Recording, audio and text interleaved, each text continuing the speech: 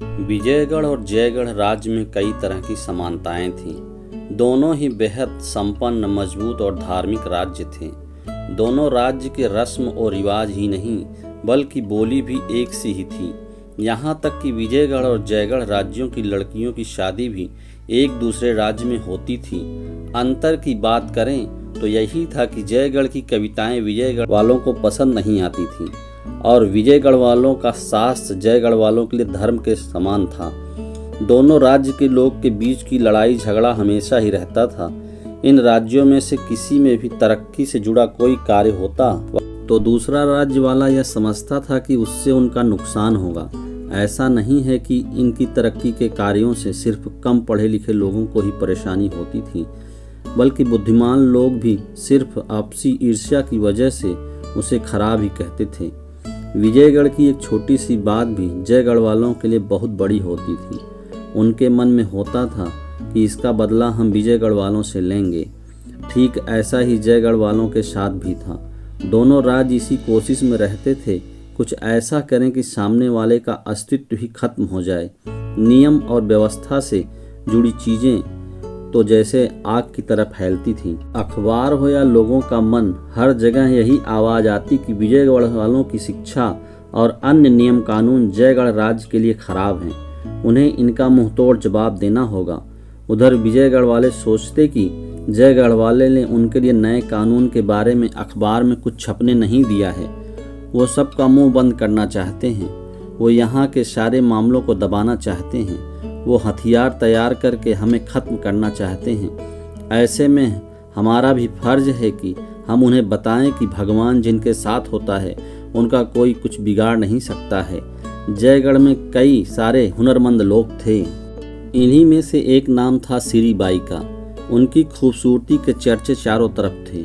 वो जयगढ़ में लोगों को अपनी कला का कायल करके विजयगढ़ की ओर बढ़ गई। उनके विजयगढ़ पहुंचते ही वहां के लोग जयगढ़ से दुश्मनी जैसे भूल ही गए थे।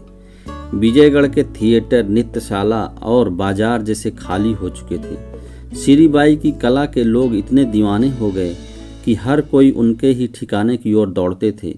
सभी लोगों के इस तरह के रवैये की वजह से विजयगढ़ के लोग अपना पैसा उस पर बर्बाद नहीं कर रहे थे, बल्कि अपने राज्य को भी बर्बाद की ओर ले जा रहे थे। मनोरंजन का लोगों के लिए केंद्र बन चुकी सीरी बाई को लेकर जयगढ़ के मंत्रियों, पुरोहितों और अन्य सम्मानित लोगों ने यह राय बनाई कि इस नाचने वाली महिला को देश छोड़ने के लिए कहा जाए।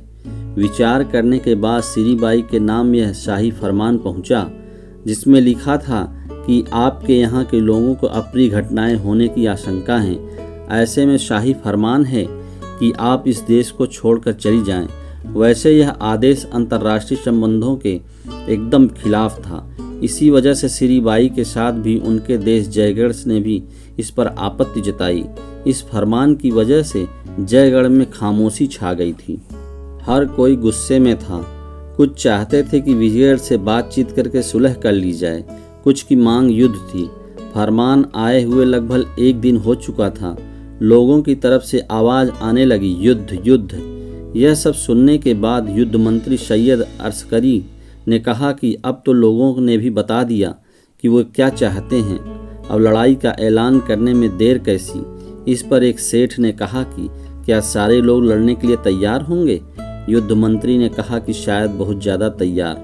सेठ ने पूछ लिया कि क्या आपको यकीन है कि फतह मिलेगी? अक्सरी ने जवाब दिया, हाँ बिल्कुल यकीन है। तभी लोग आपस में जंग जंग कहते हुए हथियार एक दूसरे को बांटने लगे। ठीक 30 साल पहले भी एक जबरदस्त लड़ाई हुई थी, जिसके कारण जयगढ़ हिल गया था। युद्ध में कई सारे खानदान तबाह हो गए थे। सब कोई एक दूसरे को खून के प्यासे हो गए थे। उस वक्त पूरा जेल देशभक्तों से भर गया था। आज़ादी की लड़ाई लड़ने वाले जाबाज में मिर्जा मंसूर थे। मिर्जा को पूरा दिन जेल में हथौड़ा चलाना पड़ता था और बस आधे घंटे के लिए नमाज की छुट्टी मिलती थी।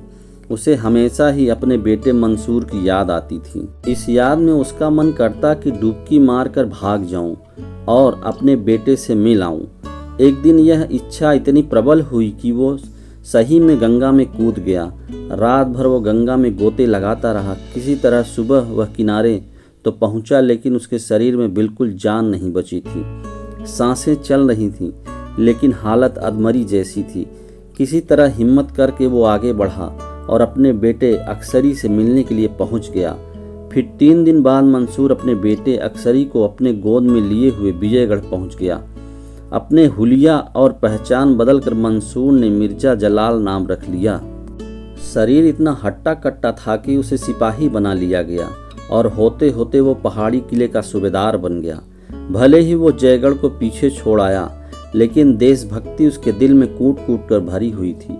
वो हमेशा अपने बेटे अक्सरी को जयगढ़ दिखाकर कहता कि वो तुम्हारा वतन है, वहीं के तुम हो। जब भी तुम्हें मौका मिले अपने देश की सेवा करने के पीछे मत हटना। पिता की इन सभी बातों से अक्सरी का दिल में बड़ा प्रभाव पड़ता था। वो भी बड़ा होकर बहुत बड़ा देशभक्त बना। वो सीधे विजयगढ़ से जयगढ़ गया और फौज में भर्ती हो गया और कुछ समय में अपने युद्ध कौशल से युद्ध मंत्री बन गया था। अब देश में उठ रही थी युद्ध की मांग को देखते हुए जयगढ़ ने विजयगढ़ को सिरीबाई को उस देश पहुंचाने के लिए 24 घंटे का अल्टीमेटम दिया। विजयगढ़ ने भी साफ कह दिया कि वो जयगढ़ की फौज का सामना करने के लिए तैयार है, लेकिन सिरीबाई को वो छोड़ेंगे नहीं। उसे अदालत से सजा जरूर मिलेगी। जयगढ़ को विजयगढ़ के मामलों में दखल न देने हुए अपने कदम पीछे खींचने चाहिए। विजयगढ़ से ऐसा जवाब मिलने के बाद अक्सरी ने अपने पिता मिर्जा जलाल को खुफिया तरीके से एक पत्र भिजवाया। उसने लिखा था कि विजयगढ़ से हमारी लड़ाई शुरू होने वाली है। अब हमको जयगढ़ की ताकत का अंदाजा लगेगा। अगर लड़ाई के दौरान आपको कोई आंच आई तो आप मेरे द्वारा भेजी गई यह मोहर दिखा देना। वो आपकी किसी तरह का नुकसान नहीं पहुंचाएंगे और मेरे कैंप तक ले आएंगे। साथ ही कभी भी मुझे आपकी ज़रूरत पड़ी तो मुझे पता है आप हमेशा मेरे साथ खड़े रहेंगे। धन्यवाद। यह खत भेजने के तीसरे दिन ही जयगढ़ ने पूरे बल के साथ विजयगढ़ पर आक्रमण कर दिया। दोनों राज्य की फौज का मुकाबला एक दूसरे के मंदौर के करीब 5 मील की दूरी पर हो रहा था। लड़ाई में विजयगढ़ के पास तोप की ताकत ज़्यादा थी तो जयगढ़ के पास पराक्रमी सैनिक थे। होते होते लड़ाई 1 महीने तक चली। इस दौरान सब कुछ शमशान सा बन गया, लेकिन दोनों देशों के बीच युद्ध रुक नहीं रहा था। फिर ऐसा समय आया कि विजयगढ़ पूरी तरह से जयगढ़ तरफ भारी पड़ने लगा। हर बार जयगढ़ को हार का मुंह दिखना पड़ रहा था। अक्सरी को पूरा जयगढ़ कोस रहा था कि इसी वजह से युद्ध शुरू हुआ और सारे लोग तितर बितर हो गए। ऐसे हाल में अक्सरी को सूझा कि मेरे पिता जिस किले की रखवाली करते हैं वो विजयगढ़ से अलग हो जाएं तो आसानी से इन्हें हराया जा सकता है। उसने पिता को खत लिखा, कहा कि आप ही मेरी मदद कर सकते हैं। आपको अपने वतन का वास्ता है। आपको जयगढ़ को जिताने के लिए उस किले पर जीत हासिल करने में हमारी मदद करनी होगी। यह खत पढ़ने ही अक्सरी के पिता मिर्जा जलाल किले पर बैठे बैठे सोचने लगे कि आखिर मेरे बेटे की हिम्मत कैसे हुई मुझे ऐसा खत लिखने की। मैं भले ही अपने वतन से बेहद प्यार करता हूँ, लेकिन विजयगढ़ ने मुझे मुसीबत के समय सहारा दिया है। मैं इसके साथ गद्दारी कैसे करूं? ऐसा करके ऊपर वाले को क्या मुंह दिखाऊंगा? वहां मेरे कर्म को भोगने के लिए बेटा या कोई दूसरा थोड़ी आएगा। जो भी करूंगा मैं उसे खुद ही भोगना पड़ेगा। तभी मन में हुआ कि बेटे का मोह भी कैसे छोड़ दूं। तब तक शाम ढल गई थी और जयगढ़ में विजयगढ़ की अफसर की वर्दी पहना एक इंसान अक्सरी से टेंट से बाहर निकाला। फिर वो विजयगढ़ के घायलों की लाइन में जाकर जमीन पर तुरंत लेट गया। जैसे तैसे रात हुई। जयगढ़ वालों ने विजयगढ़ के किले पर हमला कर दिया। इस अंधेरे में गोला बारूद उन्होंने चला दिए।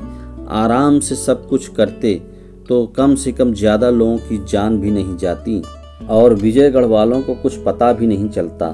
तभी मिर्जा के मन में हुआ कि ये लोग यहाँ तक पहुँच तो नहीं पाएंगे। अगर पहुँच गए तो मुझे क्या करना चाहिए? फिर मन से आवाज़ आई कि 30 साल से जिस जगह से इज्जत मिली उनके साथ दगा करने की सोच भी नहीं सकता। बस तो क्या करना है वो तो तय ही है। फिर अंदर से आवाज़ आई, क्या दगा करना हमेशा गुनाह होता है? अपने वतन के दुश्मनों से दगा करना गलत होगा क्या? तभी आसमान की तरफ से शोर होने लगा। शायद हवाई जहाज़ का शोर था। जयगढ़ वाले जीतते हुए नजर आ रहे थे। वो तेजी से किले की तरफ बढ़ रहे थे। मिर्जा के मन में हुआ कि ऐसा करना उनकी गलती है। किले का दरवाज़ा काफ़ी मजबूत है। किले के पास पहुंचते ही वहां से बंदूकें चलेंगी, जिनके आगे 1 घंटे भी टिक पाना मुश्किल होगा। मिर्जा ने सोचा कि सारे लोगों की जान में क्या जाने दूं? यह सिर्फ लोगों की जान जाने से भी ज़्यादा खतरनाक है। जयगढ़ की पूरी सेना यहीं खत्म हो गई तो जयगढ़ की तबाही होना निश्चित है। ऐसा ही चला तो विजयगढ़ कल का जयगढ़ जीत हासिल कर लेगा और मेरे देश की माँ बहनों की ज़िंदगी भी खतरे में आ जाएंगी। क्या अपने मजहब और लोगों के विजयगढ़ इस तरह से निशाना बनने के लिए छोड़ दूं? ओह, ये जहरीली गैस किले के अंदर से कैसे आ रही है? क्या किसी जयगढ़ वाले ने कुछ किया होगा? ओह, यह तो यहाँ के सैनिक भेजे जा रहे हैं और किले की छत पर तोपों को चढ़ाया जा रहा है। अब जयगढ़ वाले किले के पास पहुँच गए। विजयगढ़ में होने वाली जयगढ़ियों की दुर्दशा को अब कोई रोक नहीं सकता था। काश मैं कुछ कर सकता। मुझसे कोई ज़बरदस्ती किले की चाबी छीन लेता, कोई मुझे मार डालता। मैं अपने वतन का नाश होते कैसे देख पाऊंगा? मैं बेबस हूँ। मेरे हाथों में जंजीरें हैं, पैरों में बेड़ियाँ लगी हैं, शरीर का एक रोम रोम जैसे जकड़ रखा है मन। इन सारी जंजीरों और बेड़ियों को तोड़कर बेटे के लिए किले के दरवाजे खोल दूँ। पता है मुझे यह सब गुनाह है, लेकिन अब इससे क्या डरना। जयगढ़ वाले किले के पास बाहरी आक्रमण से बचने के लिए बनाए गए गड्ढों तक पहुंच गए। अब कुछ नहीं हो सकता। मेरा बेटा अस्कर घोड़े पर सवार होकर आ रहा है। मन में हुआ कि मैं नमक हरामी कर देता हूँ, इससे कुछ नहीं तो कम से कम मेरा बेटा तो बच जाएगा। तभी तोप बरसने लगे। मेरा बेटा मेरी आंखों के सामने खून से लथपथ पड़ा था। हाय मेरा बेटा, मैंने अपनी वफा कर बेटे को कुर्बान कर डाला। मैं इसका बाप नहीं दुश्मन बन गया। प्रेमचंद की कहानी वफा का खंजर यह सीख देती है कि लड़ाई विनाश लेकर आती है। जितना हो सके युद्ध को टालकर बातों से चीज़ें सुलझा लेनी चाहिए। दूसरी सीख यह है कि हमेशा अपनी काबिलियत के दम पर ही फैसला लें। अपने रिश्तेदारों पर भी भरोसा करने से कई बार दगा मिल जाती है।